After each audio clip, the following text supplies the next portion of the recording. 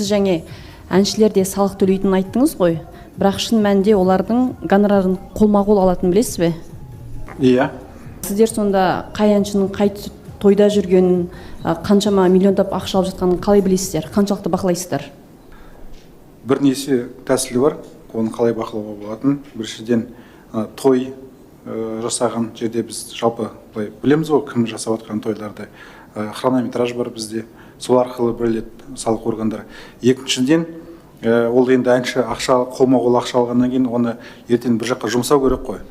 Оны үлкен, допустим, үй алады, машина алады, содан кейін сұрақ туындайды, қайдан алдыңыз ақшаны деп. Солай бақылап, жәнегі мониторинг жүргізген, талап еткен сонда әншілер болды ма?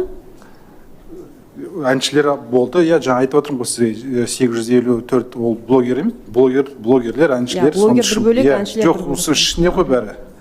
Ішінде жүр бәрі.